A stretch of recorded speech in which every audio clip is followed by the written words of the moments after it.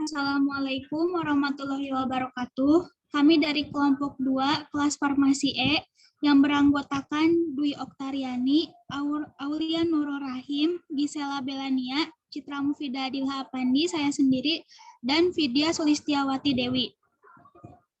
Di sini kita akan mempresentasikan tentang panca indera.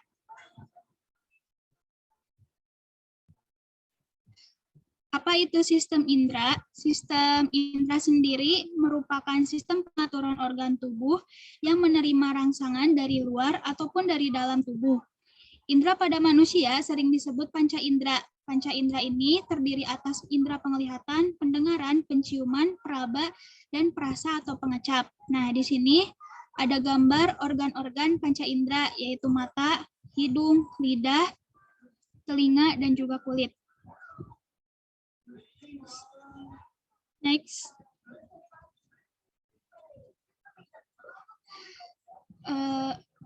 Yang pertama, di sini saya akan menjelaskan tentang indera penglihatan. Mata mempunyai reseptor khusus untuk mengenali perubahan sinar dan warna. Mata biasanya dilukiskan sebagai bola sehingga disebut dengan bola mata.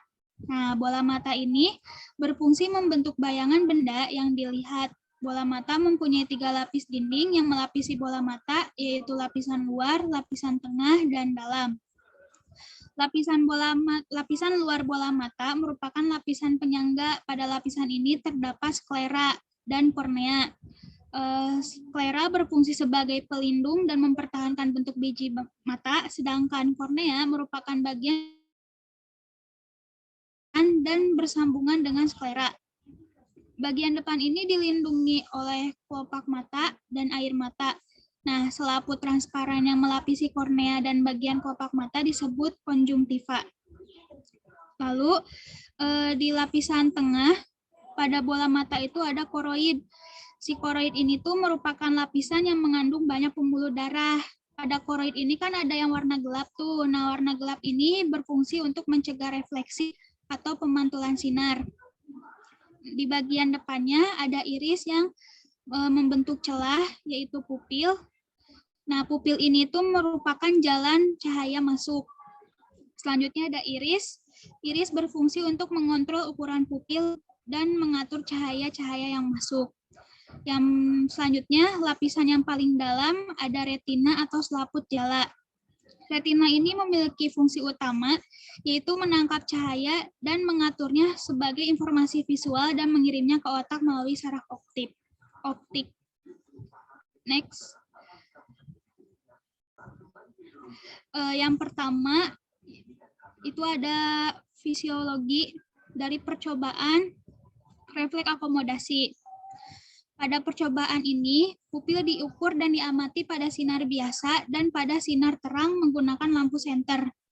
Akomodasi sendiri, yaitu perubahan dalam melakukan lensa mata dalam menanggapi satu perubahan dalam melihat jarak dan kemampuan berakomodasi.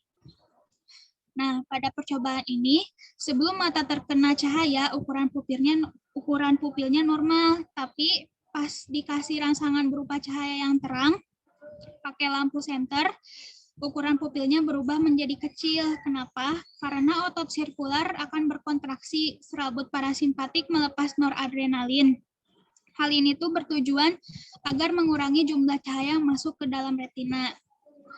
Nah, selanjutnya ketika mata diberi cahaya yang lebih redup atau si cahayanya lampu senternya dimatiin, ukuran pupil tuh bakal berubah ke normal atau lebih besar dari yang tadi. Hal ini dikarenakan otot radial yang akan berkontraksi dan serabut simpatik melepaskan asetilkolin sehingga pupil mengalami dilatasi yang membuat pupil mata mulai membesar. Di sini ada syaraf yang bekerja pada refleks sinar cahaya dan pupil, yaitu saraf parasimpatik. Simpatis. Pada refleks akomodasi ini, penyesuaian mata ini yang dilakukan pada penglihatan jauh maupun pada penglihatan dekat. Sistem saraf yang berperannya yaitu sistem saraf perifer. Next. Yang kedua yaitu ada titik dekat. Pada percobaan titik dekat mata digunakan objek Deperley bebek yang digerakkan sesuai prosedur. Hal ini bertujuan untuk mengamati seberapa jauh titik dekat seseorang. Nah, titik dekat ini adalah jarak terdekat seseorang untuk melihat benda secara jelas. Untuk mata normal, titik dekatnya berjarak 10 cm sampai 20 cm untuk anak-anak dan berjarak 20 cm sampai 30 cm untuk dewasa. Dalam percobaan ini, ketika objek digerakkan perlahan mendekati mata sampai terlihat berganda, hal ini tuh kondisi otot siliar berkontraksi dan lensa yang elastis akan menonjol dan menebal untuk memberikan fokus besar. Kenapa? Karena semakin dekat benda, maka cahaya kerucut semakin banyak. Dan semakin benda terlihat jelas, cahaya kerucut semakin sedikit. Selanjutnya, ketika objek dijauhkan dari mata, objek kembali terlihat sangat jelas atau menjadi objek tunggal karena otot siliar berelaksasi sehingga lensa menipis dan mendatar. Saraf yang terlibat dalam titik dekat mata ini yaitu ada saraf simpatik yang menginduksi relaksasi otot untuk penglihatan jauh dan saraf parasimpatik yang menyebabkan kontraksi otot untuk penglihatan dekat. Yang ketiga yaitu ada uji ketajaman penglihatan.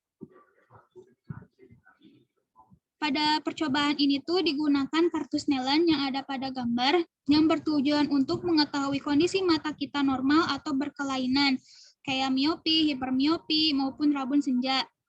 Nah, pada percobaan ini seorang praktikan itu disuruh membaca kartu Snellen dengan cara menutup bagian mata kanannya dan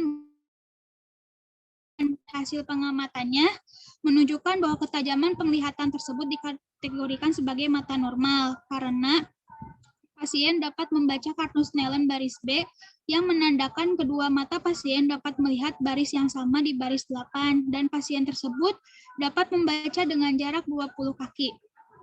Ketajaman penglihatan normal manusia sendiri itu sekitar 20 kaki atau dalam satuan meter adalah 6 meter yang artinya pasien termasuk normal.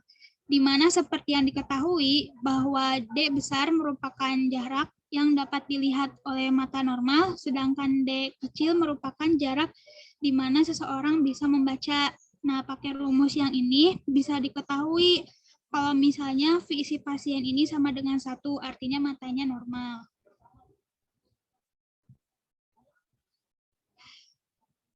Selanjutnya, yang terakhir itu ada uji buta warna.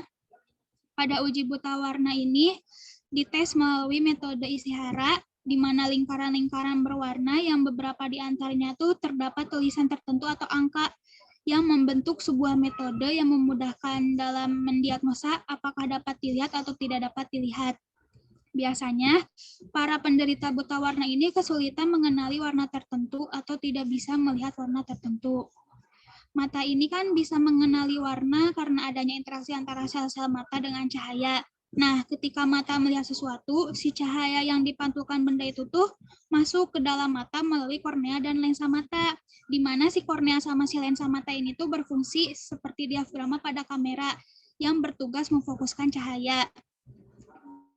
Cahaya ini tuh nanti masuk ditangkap oleh sel-sel yaitu fotoreseptor di retina, yang selanjutnya dari retina rangsangan cahaya ini akan diteruskan oleh serabut saraf optik menuju pusat pengolahan data penglihatan di otak. Nah, pada otak ini yang bertanggung jawab terhadap persepsi warna. Terus, mata ini kan memiliki 2 macam fotoreseptor di retina tuh yang bertugas untuk membedakan warna fotoreseptor. Nah, fotoreseptor itu tuh ada sel batang sama sel kerucut. Sel batang ini berfungsi untuk melihat objek bergerak, objek dalam keadaan gelap, dan membedakan warna hitam putih.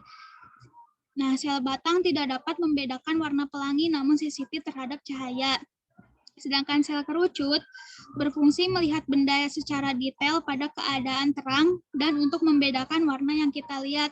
Sel kerucut ini tuh dibedakan menjadi 3 jenis, ada yang merah, biru, dan hijau. Ketiga jenis ini tuh yang mengenali perbedaan warna objek yang dilihat. Nah, ada 2 jenis buta warna, yaitu buta warna parsial dan buta warna total. Kalau buta warna parsial itu penderita sulit membedakan warna, misalnya ada objek berwarna biru, tapi si orang itu tuh ngelihatnya kayak, ih ini mah warna hijau. Terus ada objek warna merah, kelihatannya kayak warna orange. Nah, itu tuh terjadi karena fotoreseptor sel kerucut. Kalau misalnya buta warna total, penderita hanya dapat melihat warna monokrom, hitam, putih, abu. Nah, mengalami itu tuh kenapa? Karena mengalami ketidakadaan fotogramen pada sel kerucut.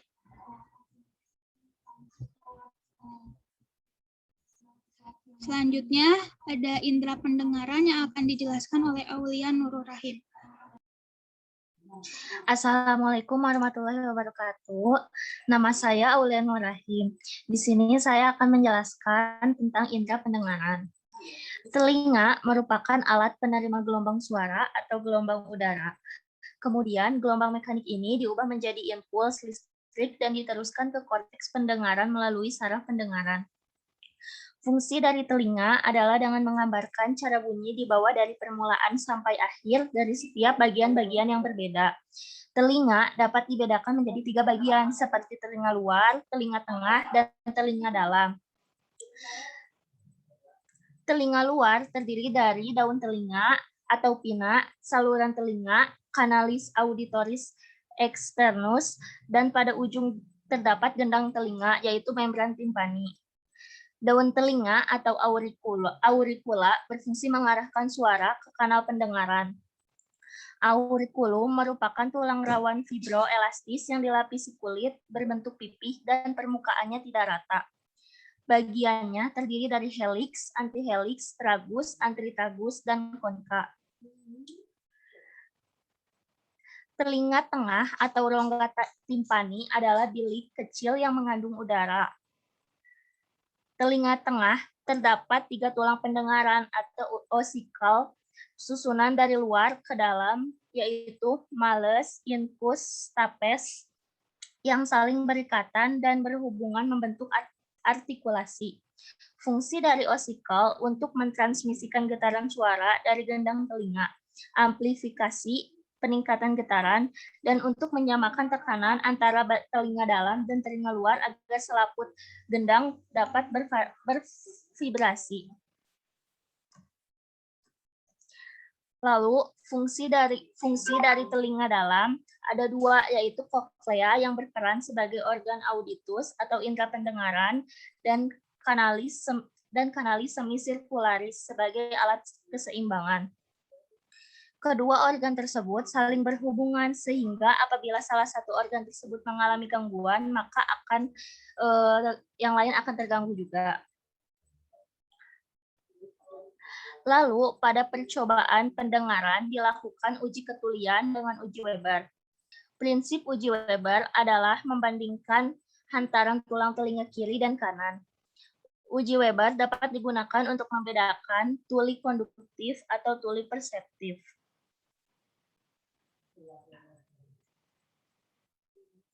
Uji ini dilakukan oleh salah satu praktikan ketika garpu tala dipukulkan ke lutut dengan frekuensi 512 CPS. Kemudian digigit dengan mulut terbuka, di mana hasil arah rambatan berasal dari tengah atau mengalami lateralisasi yang sama pada bagian telinga kanan dan kiri. Saat kedua telinga dengan keadaan terbuka, digunakan garpu tala dengan 512 CPS untuk mengetahui respon relawan pada suara dan getaran di dekat telinga. Garpu tala dipakai dengan cara dipukulkan ke lutut perlahan. Jangan terlalu kuat asalkan bergetar saja. Dan pada salah satu telinga disumbat, yaitu telinga sebelah kanan, di mana hasil arah rambatan berasal dari sebelah kanan.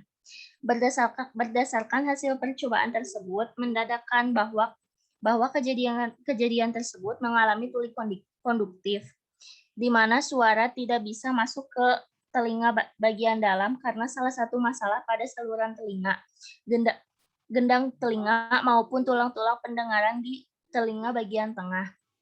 Pada tuli konduktif,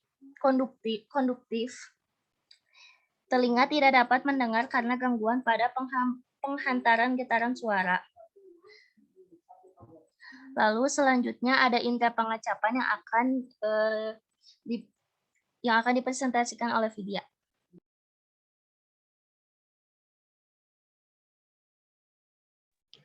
Ya, untuk selanjutnya ada indera pengecapan.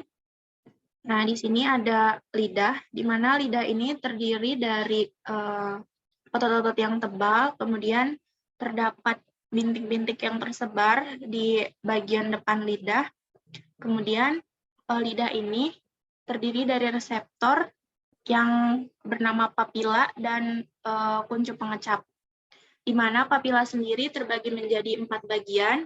Yang pertama ada papila fungiform, dia itu bentuknya seperti jamur, dia tersebar pada bagian depan dan samping lidah. Untuk yang kedua ada papila filiform, dia bentuknya seperti benang, terdapat pada bagian depan lidah. Untuk yang ketiga ada papila palata, dia bentuknya seperti cincin atau bulatan-bulatan kecil, terdapat di bagian belakang lidah. Untuk yang terakhir ada papila foliata, dia itu terletak di samping lidah yang bentuknya itu seperti lipatan-lipatan. Papila foliata ini merupakan bagian lidah yang peka terhadap rasa. Boleh di next.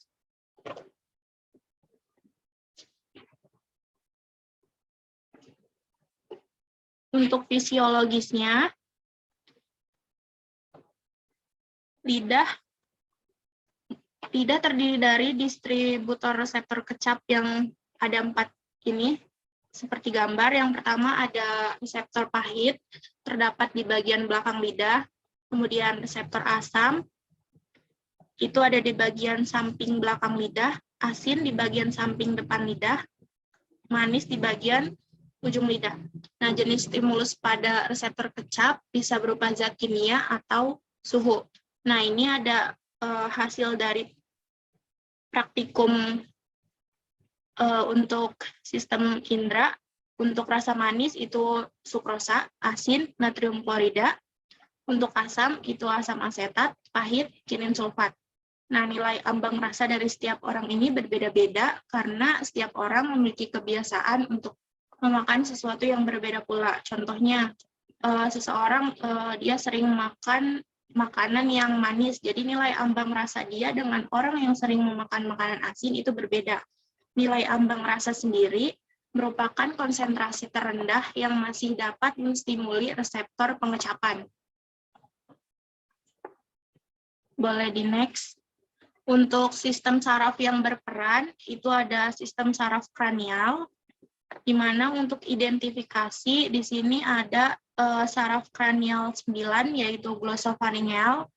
Jadi ketika saraf glosopharyngeal ini terganggu, maka ketika proses mencicipi dan menelan makanan atau minuman bisa sulit untuk dilakukan karena sistem sarafnya terganggu. Untuk interpretasi, ada saraf kranial 7 dan saraf kranial 9. Mohon maaf, ini ada kesalahan penulisan. Untuk sistem saraf kranial ke-7 itu ada saraf facialis. Saat makanan dan minuman masuk ke dalam mulut, dia akan terlarut di lidah. Kemudian akan terkontak dengan reseptor rasa yang ada 4 tadi. Kemudian timbul impuls pada sel rambut yang akan dijalankan pada kranial 7 dan 9. Impuls tersebut akan diinterpretasikan sebagai rasa pada korteks otak di lobus parental. Sekian, bisa dilanjut oleh Dwi. Terima kasih.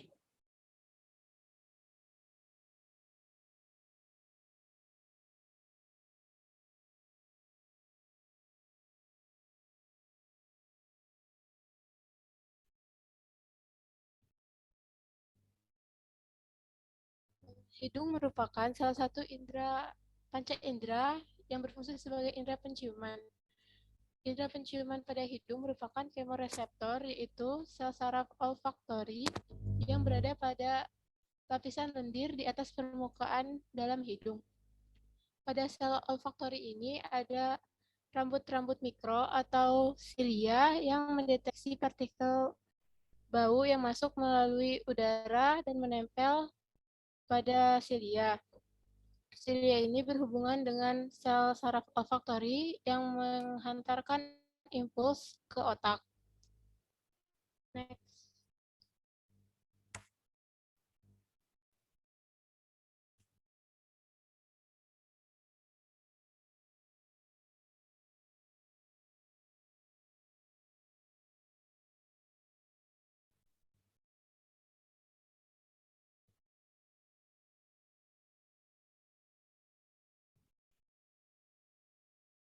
Pada percobaan panca indera penciuman, dilakukan penciuman bau kamfer terus-menerus hingga bau dari kamfer tidak tercium lagi saat waktu mencapai 16,94 detik. Ketika secara terus-menerus terpapar oleh bau tertentu, persepsi bau akan menurun dan akhirnya berhenti. Hal ini dikarenakan oleh adaptasi indera penciuman. Nah, adaptasi indera penciuman itu adalah ketika sensitivitas hidung terhadap bau menghilang karena terpapar oleh bau tersebut terus-menerus. Di dalam sel bulbus olfaktorius terdapat sel mitral sebagai penerima bau untuk mentransmisikan sinyal yang diterima menuju ke otak. Adapun sel granul yang berfungsi sebagai penginhibisi transmisi sinyal. Sel granul ini merupakan faktor mengapa hidung tidak lagi dapat mencium bau kamfer pada detik ke-16,94 karena telah terjadinya adaptasi penciuman di mana berkurangnya kemampuan hidung untuk mencium suatu bau karena proses penciuman yang terlalu lama. Saraf yang berperan dalam proses penciuman adalah saraf olfaktori. Saraf kranial 1 atau olfaktorius adalah sel reseptor utama sebagai indera penciuman. Saraf ini memonitor asupan bauan yang dibawa udara ke dalam sistem pernapasan manusia dan sangat menentukan rasa, aroma, dan palatabilitas dari makanan dan minuman. Di rongga hidung, bau akan larut di dalam lendir. Selanjutnya, rangsangan bau akan diterima oleh ujung-ujung saraf pembau, serta diteruskan ke pusat penciuman dan saraf pembau oleh otak, kemudian rangsangan tersebut ditanggapi sehingga kita dapat mencium bau yang masuk melalui hidung. Selanjutnya indera peliput yang akan dibacakan oleh Gisela.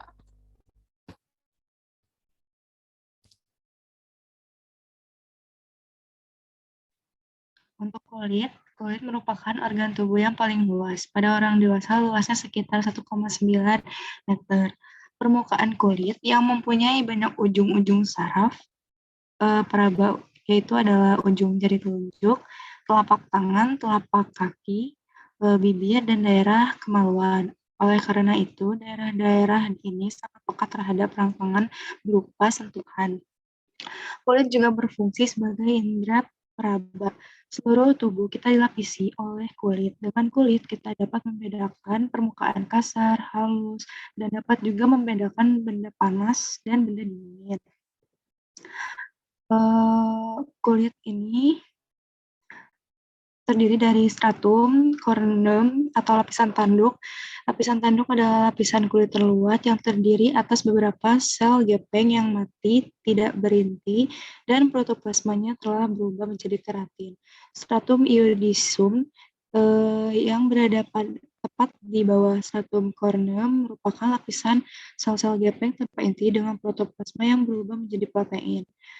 Nah selanjutnya stratum granulosum atau lapisan keratohyalin merupakan 2-3 lapis sel-sel gepeng dengan sitoplasma. Merupakan lapisan sel-sel gepeng tanpa inti dengan protoplasma yang berubah menjadi protein. Stratum granulosum merupakan 2-3 lapis sel-sel gepeng dengan sitoplasma berbutir kasar dan terdapat inti di antaranya. Butir-butir kasar ini terdiri atas keratohyalin. Lapisan ini tidak terdapat pada mukosa dan tampak jelas pada telapak tangan dan kaki. Stratum spinosum atau stratum malpighi yang terdiri atas beberapa lapis sel berbentuk poligonal yang besarnya berbeda-beda karena proses mitosisnya. Protoplasmanya jernih karena banyak mengandung glikogen dan inti terletak di tengah-tengah. Sel-sel ini makin dekat ke permukaan, makin gepeng bentuknya. Di antara sel-sel spinosum terdapat Word cell Langerhans. Sel-sel stratum spinosum ini banyak mengandung glikogen.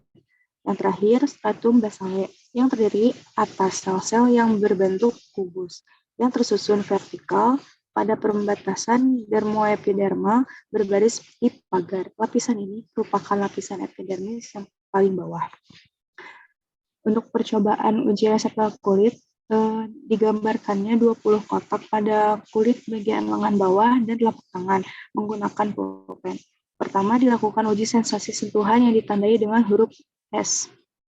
Pengujian menggunakan bulu sikat, didapatkan hasil jumlah reseptor kulit di bagian lengan bawah sebanyak 20 dan bagian telapak tangan sebanyak 13. Terasa sensasi sentuhan karena di kulit terdapat reseptor corpus Meissner yang terletak di permukaan kulit yang berfungsi sebagai menerima rangsang sentuhan. Rangsang itu diterima oleh reseptor kulit, kemudian rangsang itu diteruskan oleh reseptor ke otak, dan kita dapat meraba suatu benda. Yang selanjutnya diuji sensasi panas yang ditandai oleh huruf P. Pengujian dilakukan dengan menggunakan paku yang sudah direndam dalam air suhu 40-50 derajat Celcius. Didapatkan hasil jumlah reseptor kulit di bagian lengan bawah sebanyak 13 dan di bagian telapak tangan sebanyak 9. Terasa sensasi panas karena adanya reseptor corpus rufini sebagai penerima rangsang panas yang letaknya di bagian dermis. Terus selanjutnya dilakukan uji sensasi dingin yang ditandai dengan huruf D. Pengujian yang ditandai dengan menggunakan paku yang sudah ditempelkan pada es batu, didapatkan hasil jumlah reseptor kulit di bagian lengan bawah sebanyak 19 dan di bagian telapak tangan sebanyak 13. Terasa sensasi dingin karena adanya reseptor corpus Krauss sebagai penerima rangsangan dingin yang letaknya di bagian dermis. Yang terakhir, dilakukan uji sensasi nyeri yang ditandai dengan huruf N. Pengujian dilakukan dengan menggunakan peniti atau jarum. Didapatkan hasil jumlah reseptor kulit di bagian lengan bawah sebanyak 18, di bagian telapak tangan sebanyak 9. Terasa sensasi nyeri karena adanya reseptor corpus Pacini sebagai penerima rangsang tekanan yang dalam atau kuat yang letaknya di bawah lapisan dermis. Ini hasil tabel hasilnya. Yang ini pengamatan pada lengan bawah, dan yang ini hasil pengamatan pada telapak tangan. Peran sistem saraf ada 5. Yang pertama, corpuscula sufani, yaitu adalah sensasi panas. Yang kedua, corpuscula cralse, yaitu sensasi dingin. Yang ketiga, corpuscula pacemi, yaitu sensasi nyeri. Corpuscula Meissner, sensasi sentuh. Dan yang terakhir, corpuscula mesical, sensasi tekanan lemah. Sekian presentasi dari kelompok 2. Mohon maaf apabila ada kesalahan kata. Terima kasih. Wassalamualaikum warahmatullahi wabarakatuh.